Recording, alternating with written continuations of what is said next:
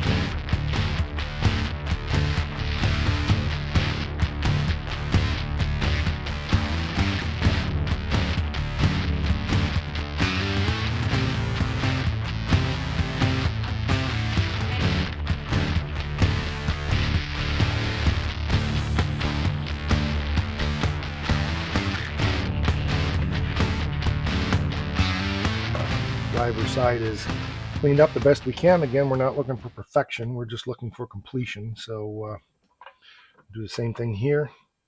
There's number 1, number 2, number 3, and number 4. Okay, so what's the best way to do this, I wonder?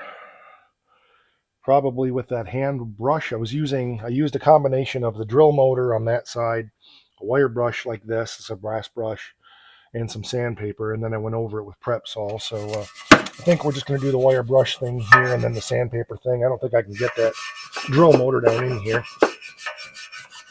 I won't bore you with all the time it takes to do this because, well, how much can you watch grass grow? But I want to share the process with you. And I'm just trying to get the loose paint off and the loose rust off. That's about all we can hope to accomplish. Get most of the loose scale off. I'm not obviously looking to get the whole header done. I'm just trying to make it look a little bit better, because the next step on this won't be today, but we're going to get that other manifold ready to put on here, and then we'll have to go over to the parts room and pull out a set of intake gaskets. I got a file cabinet over there that should have a bunch of small block gasket sets, and there should be some extra small block intake gaskets over there. So whoop, that one just fell down.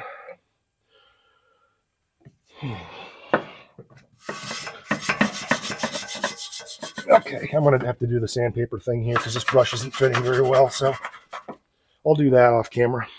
Both sides are done. They've been wiped down with Prep Sol. I've got to go find a different paintbrush. This is the only one I could find, and I know I've got some smaller ones around. They might be up in the other building, so I'm going to run up there and get that. I'll give this more time to dry, and we'll make sure that we read the instructions on the can. Don't shake, which I already did. Oops. Apply with a bristle brush or foam brush. May also be sprayed. Can be thinned with xylene. For best results, apply when the surface is room temperature, 50% humidity, medium coat, second coat if desired. Once installed, run the engine for 20 minutes or so to heat cure the coating. After 24 hours, you can coat it again. So that's it, basically. It's what I remembered, but I wanted to just review those instructions. So if you're familiar with this product, it's Eastwood's high temp coating. This one's for cast iron. That's all I got. They do make one for headers as well. I've got this on the 47 Ford. It seems to last pretty well. We'll see. Picked out a brush. I found one. So we'll go ahead and start on this side. I am going to stir this a little bit. Remember that this is the opposite of James Bond. It should be stirred, not shaken. Should have had this opened ahead of time, I guess, but it is what it is. Stuff is gummy. When it dries, there we go. Okay.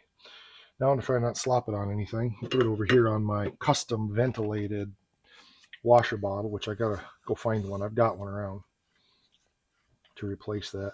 You just want to stir this to get the chunks off the bottom because a lot of the metallic will sink. Okay. There we go. I'm just going to start at the back and work my way forward.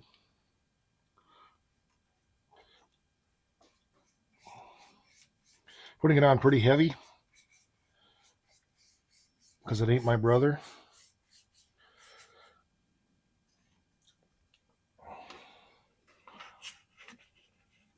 And again, I don't care if it's perfect. I just want it done. Anything's better than a rusty header. And the way we did this was a very acceptable way of doing it. It's a very common way of doing it, sandblasting it and spray painting them. And I've always had, in the end, this is what always ends up happening, is they just kind of rust and they don't hold up after several years. And it's understandable. But even like on the Charger, Joe bought ceramic coated headers, and they still are doing this. So headers are hard. I think if you really want ones that aren't going to do this, you're going to have to spend some serious money. We used to have a company around this area that did this jet hot coating type stuff, and it was expensive, but they seem to hold up pretty good. But I don't know if they're still around anymore. I think they maybe went by the way of the dodo. I think maybe they got bought up is what happened. But you want nice heavy coats on here. Right now you're not worried about the finish as much as you're worried about coverage. So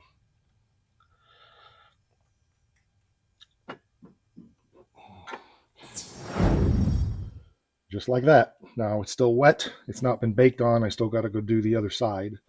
But even if it stayed looking like that, it's not bad. Yeah, it's got some brush strokes in it, but think of what it looked like to start, and it was rusty. And I'm not expecting to get the whole tube and all that stuff.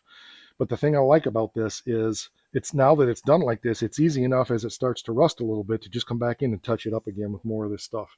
And this stuff, this goes on. I've done the ones on the 47 a couple times. I've done a couple other manifolds with this, and I still have that much left. It lasts a long, long time. So again, this side is all brushed down and cleaned up. I'm going to go through and brush her down, and we'll be back in just a few minutes, and you can see the progress. I got to let it dry enough to be able to get in there and put the plug wires on without getting more crap all over my hands than I've already got, and then we'll get her baked down. Just like that. Oop, I got one spot I missed. We'll have to touch up, but that's what I was going to say is try to go around things as much as you can at different angles. See, I missed a spot down in there.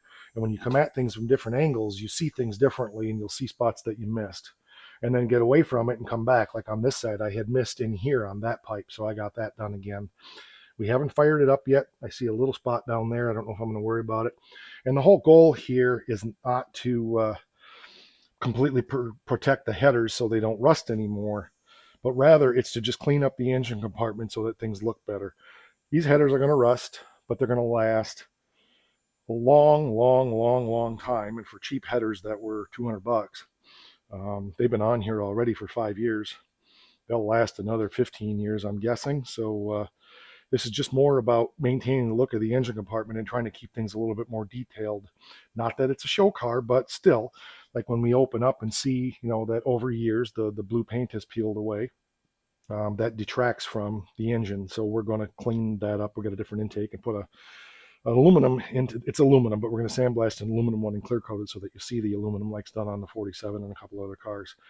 And it's just a matter of just taking a few minutes here and there to take it a little further than it was and improve it. So let me touch up those spots and then we'll get it fired up.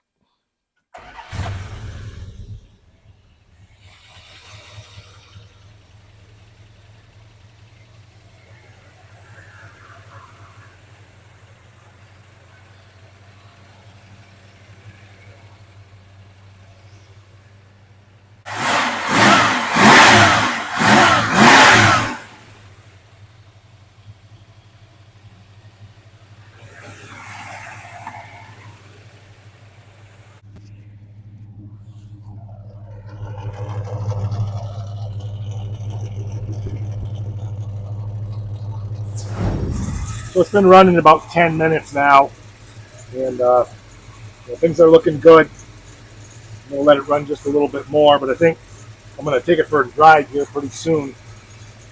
The thing I try not to do whenever I paint something like this is put too much heat into it too fast. So, like if I was to just paint this on there and then go ripping up and down the road, wide open throttle through all the gears 4 or 5 times, I feel like that could make it dry and cure too fast and potentially peel off in the future. So I like to just let it run for a while at a high idle, then slow it down. And then after, 10, 15 minutes, we'll just take it for a light, leisurely drive. And then I'm pretty confident that, it should be good and cured. Well, I certainly wouldn't call that perfect, but I definitely call it done. Thought I'd bring it out here in the sun so you could see it a little bit better.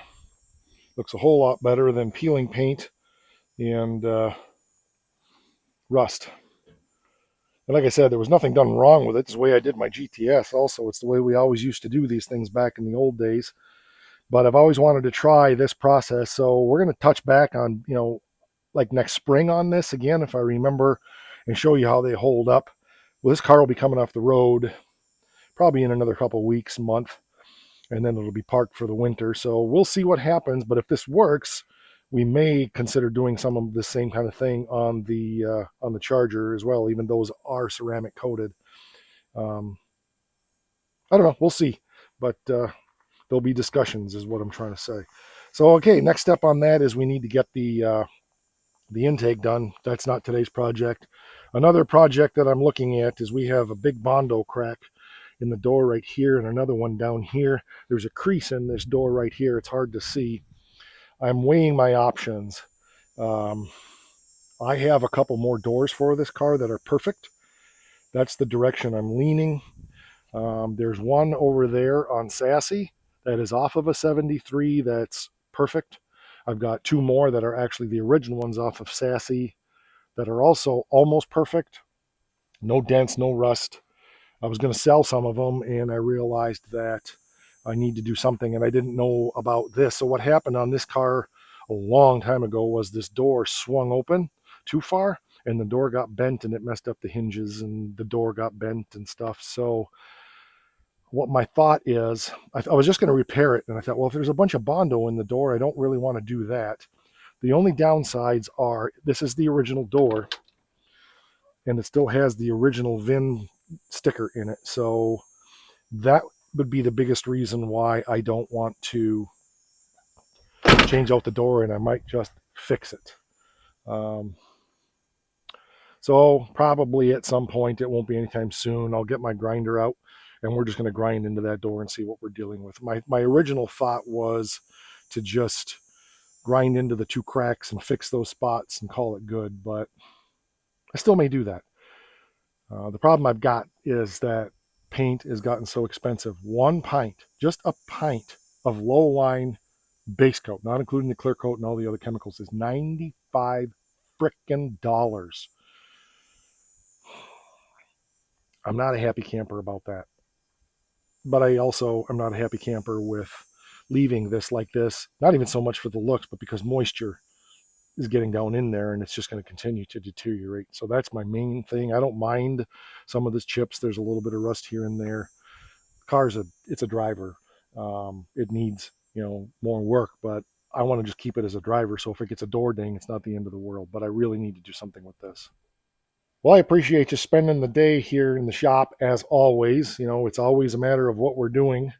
I am going to work on getting those fan blades up there next and get that job done. But I appreciate you being here, and I got other things I need to do yet today, but I wanted to get something done here, move forward. I've been thinking about this little project for a while, and I want to encourage you guys, if you have, even if it's just one car and you have a shop or a garage or a carport or something, even if you're working out on the street, I suppose, you may not feel like diving into the major project. Like I don't feel like diving into stitches right now because we're working on driver quality cars right now. We've fabricated everything, all the floor pans, the frame rails, all that stuff is all hand fabricated in this car. And it's very respectable stuff. As you can see, if you haven't seen that, go check that playlist out. But I'm just not in the mood in the summertime to work on deep fabrication projects like this. So summertime is driver cars.